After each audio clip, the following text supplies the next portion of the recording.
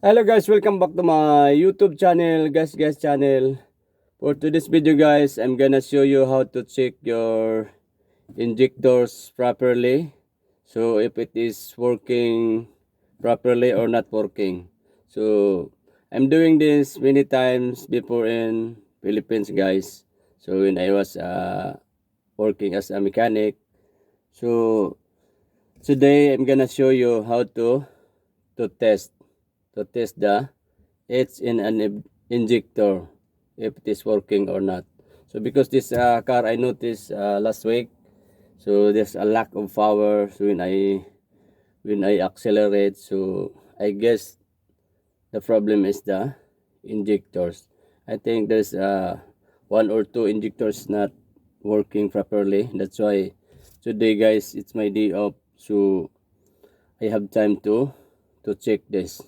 So this is a little bit tricky testing guys, but you know, just watch and learn how what I'm gonna use to test this. Only using my mouth guys.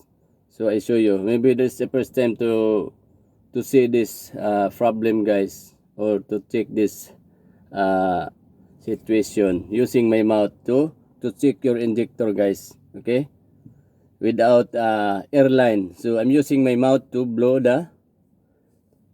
and to check the spray of the injectors of this car. Okay, so you don't believe or not guys, so I show you. Okay, watch this until the end, and then you can find out it is true using my mouth to check the injectors pressure. Okay guys, let's carry on.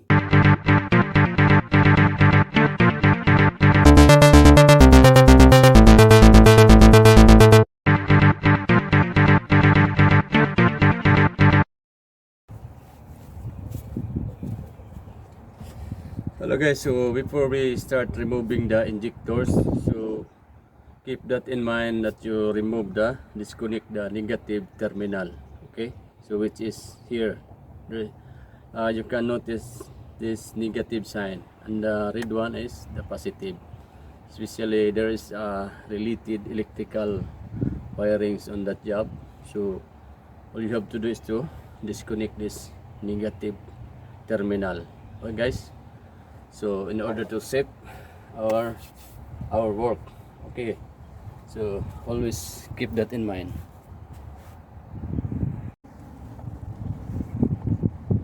Okay guys, so this is the injector here. So underneath, so I will remove that one by one. Okay, so let's get started. So you remove this clip guys, this one. So I think 10 millimeter, and then you have to use this plier to wiggle the hose, because sometimes the hose is very hard to remove. So all you have to do is to use the plier, and then you have to rotate slowly guys until it loose. Okay guys, so since we already removed the hose connection here, okay, of this hose is coming from the fuel tank. So this hose, okay, is connected, it's here to the fuel rail. So now beside the fuel rail guys, see, is this injector. This 4 of this, 1 2 3 4. So that is the fuel injectors guys of this engine. Okay, so now what we're gonna do is to remove one by one. So all you have to do guys is to press this side here, this one, as you can see. So you can press this like just like that, then you pop up. Okay, so now that's there is the two terminal underneath. Okay, you see there's two terminal. So this is the connection of the injector. So you remove one by one guys. Same things you have to do is to press. Okay, so you remove 1 2, and then another 2 more here this side. You have to press this. Okay, so it's ready to remove. Okay, now one more here, press. Okay, so because sometimes guys it's hard to remove this connection. So what you're gonna do is to press this lock here. This lock, okay? Can press. Okay guys. So that's how to remove the connection of the injectors. And then guys, once you finish the removing the connection, so what you have to do is get the 12 mm socket, okay? And then you remove this 2 bolt. There's a 2 bolts here. Here. So this is the one. And the other one is at the left side, okay? So all you have to do is to remove this one. Okay. So you remove this bolt. So it's very easy to remove because there's a lot of obstruction. Okay, so it's easy. There's more space. So unlike the other car, there's so many obstruction, guys, like wiring connection. Okay, especially in intake manifold. So this car is very easy to remove. So I really like this engine, guys. Okay, so it's very spacious. So there's no difficult to remove the engine or some parts. Okay, but this is electronic already, guys. This Nissan Sunny 2004. See, so it looks like the engine is good. It's really clean. So, but the problem is the lack of power, guys. Okay, so as you can see, guys, we can move the fuel rail. Okay, so what I'm gonna do now is to pull out this whole things. Okay, all of this, and then I'm gonna show you guys right after this how to testing its injectors. Okay, so we can see how to connect manually to spray to its injectors. Okay guys, so let's carry on for this vlog. So this is very useful, guys, because it's in every one of us need to learn, especially the people who have their own car. So you have an idea how to repair, okay, and how to troubleshoot what is some common problem in your car. So let's continue, guys. So what will happen, and then right after this we'll testing and retest if it is there's changes, if the problem is solved. Okay guys, so it's looking good now. So we remove all the connections, the hoses, and also the injector wiring connection. So we remove this. So what we're gonna do now is to wiggle slowly. Okay, you have to wiggle the fuel rail until the injector is pop up, because inside is already there is an o-ring on the top. Okay, just like this, just wiggle it. Okay, as you can see now it's already take out slowly. As you can see, there's a color green that is a o-ring, okay, for its injectors. Okay, so now we already remove. See, as you can see, so we try to find out it's easy to take out this right side and this right side. Okay, so but be careful, guys, while removing this, and also this is very tricky, guys. Patience, as you can see. Okay, so we take out slowly, and we try to close this fuel line, guys, because there is a remaining petrol inside. Okay, so but be careful to take out. But what I'm gonna do now is to remove this hose. It's a construction. So you remove this hose just like that. Okay, so that's easy for you to take out. Okay guys, okay, so now it's removed. So you have to rotate it, and then you can pull out. Okay, pull out the whole injector. See, so this is look like. Okay, so this is the 4 injectors, guys, that we want to check if there is some locking in the hole. Okay, so this is how to remove the injector of your engine. So this is electronic, guys, Nissan 2004. Okay guys, so this is the injector here. So underneath, so I will remove that one by one. Okay, so let's get started. You know, may naghanap sa'yo. May naghanap sa'yo. Oh, naghanap sa'yo kanina. So this is the 4 injectors, guys, that I removed. As you can see, so I remove one by one, and then I clean with using this throttle body carburetor cleaner. Okay, carburetor cleaner. So using this one. So this really nice to clean the injectors, guys. Okay, as you can see, the holes at the injector, see, at the top, as you can see it's already dirty, so some blocking with the dust or rusty inside, see. So that's why cannot working properly for this injectors, guys. Okay, so that is how to clean and remove. Okay, so now I remove and clean also this fuel rail. Okay, this line, and then after I clean this one, merge with the carburetor cleaner, then I will check it again, so if it is working properly. So it's very difficult to remove, guys, but it takes time to dismantle this. Okay, guys, so that is how to clean your injector using this throttle body cleaners. Okay, so I show you guys right after fixing it again, so if it is the problem is solved, so I will show you guys. Okay, guys, so for today's video, guys, I'm gonna show you how to test this injector in my Nissan Sunny 2004. So I found the other day is little bit, there's no power, so when I accelerate, so today, so it's my day off, so I'm gonna remove this all this injector. Okay, so that I will test it's of this injector, guys. So now I'm done cleaning all of these injectors. So like I said before, so I clean it with using this carburetor throttle body. Okay, carburetor cleaners. So I'm using this one. So now what I'm gonna do is to show you guys how to test this injector one by one. Okay, so if it is working properly or not. So uh, so this is a easy way, guys. So we don't have an air pressure, so this is only a DIY vlog for this video.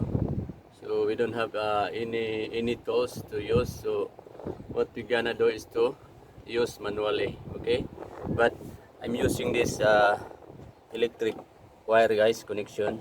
So this one, so positive negative to connect the terminal.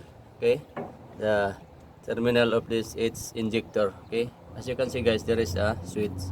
Okay, there is a terminal.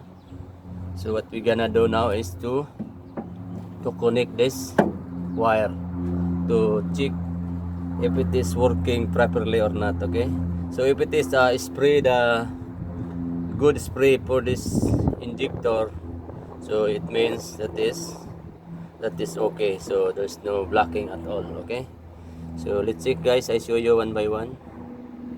Okay, let's connect this is only positive negative, but here in injector terminal, so you can interchange this wire, so any of this negative or positive, but in battery side, so you have to use the color red, so that is mean that is positive, I mean. Okay, so now we connect already here the wire, as you can see, but be careful, guys, put a little bit masking tape so that to avoid grounded. Okay, so while connecting this one, and then on the other side, the red wire, so you connect into positive side. Okay, positive. So this is how to check the injector if it is working or not. Okay, so although we done cleaning for this 4 injectors, so now I will connect here,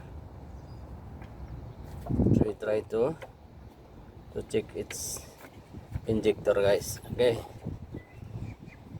so now, and then, so the next, you have to put here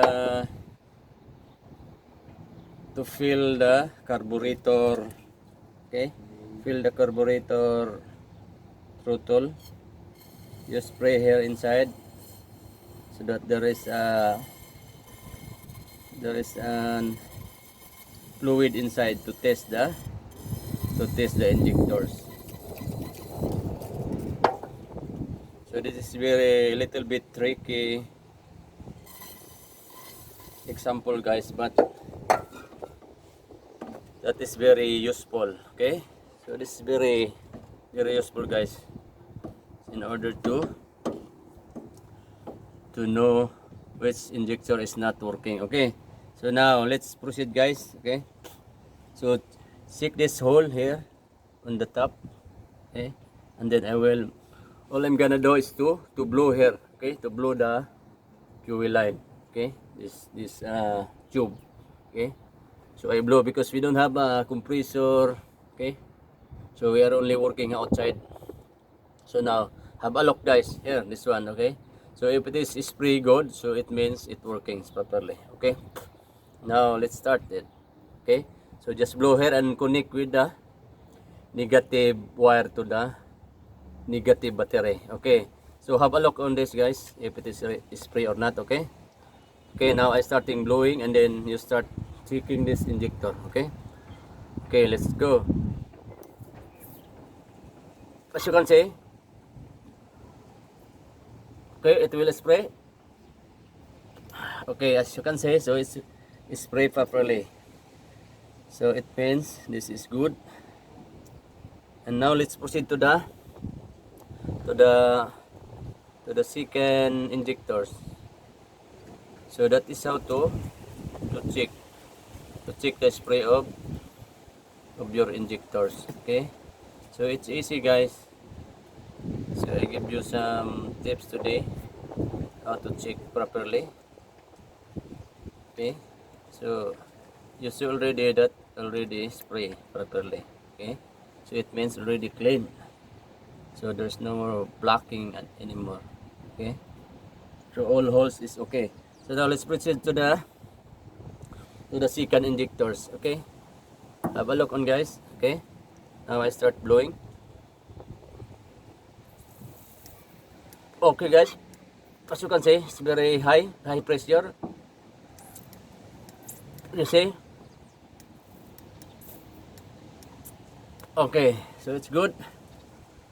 So you see this, you see the high pressure. So let's proceed to the third one. So this two is already okay. Okay, let's proceed to the second, to the third injectors. Okay, now have a look on this guys. Okay, so now I start blowing. Okay guys, see, as you can see.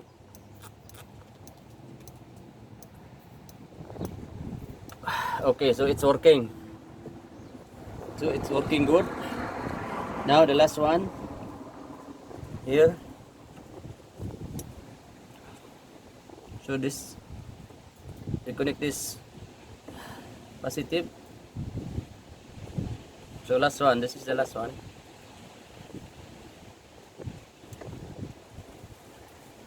So it's easy guys, how to check your injectors. So I give you some tips today. Okay, the last one. Let's see. There's no petrol this side. Okay, so let's do this. Let's just like that. Okay, because the fluid is only here, so there's no fluid on the top.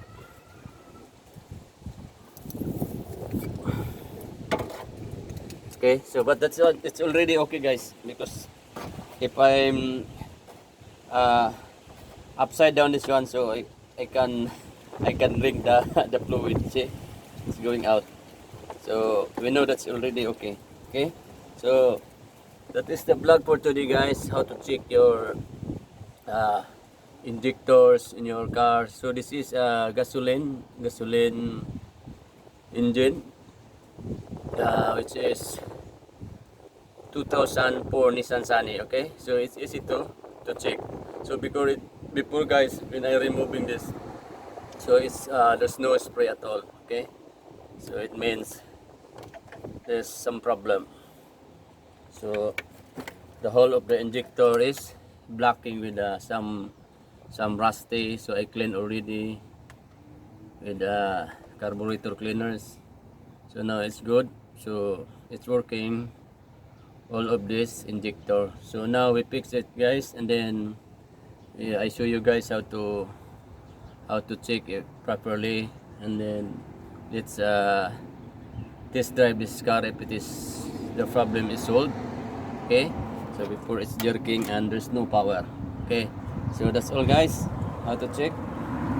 It's very simple, but it's very tricky. Okay, guys, so job is done. So now we try to test drive if it is we solve the problem, which is lack of power, hesitation, jerking. So any other terms for that lack of power. Okay, so we try this because all job is done. So it's AC, and then we know that the injector is just working now. So we see the pressure, there is a pressure going out, the high pressure is okay. So now try to test drive. Okay, let's go. So let's do this, guys.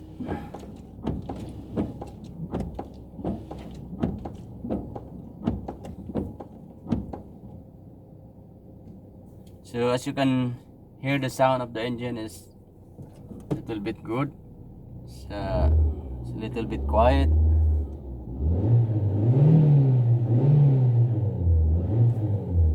Okay, let's go now. Let's do an test drive. Okay, so let's go.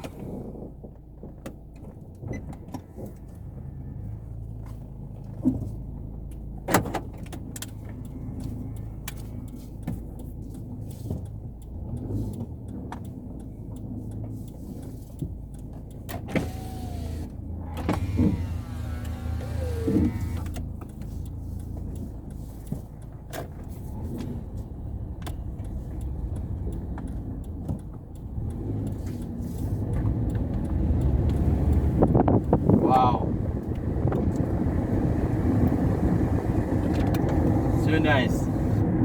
It's cool. I think I got it. Okay, let's do on the other road. Wow, so nice.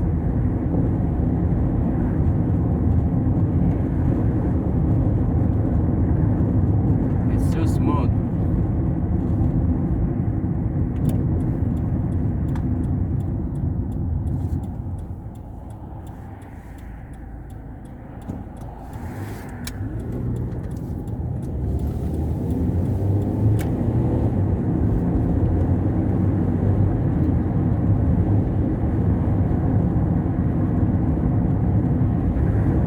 Powerful now.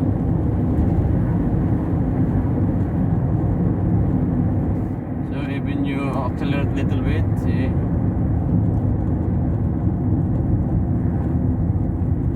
you can feel the power.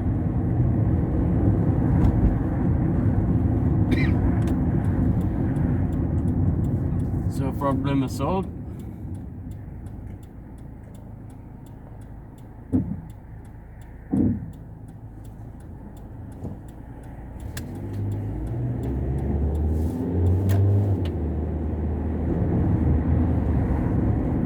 Nice one.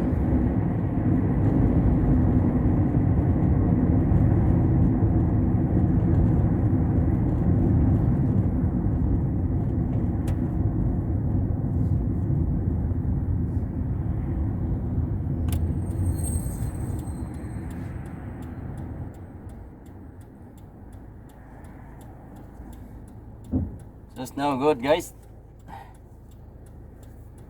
because we feel already that the engine is so powerful, unlike before. So you can You can feel the hesitation and the jerking when you accelerate.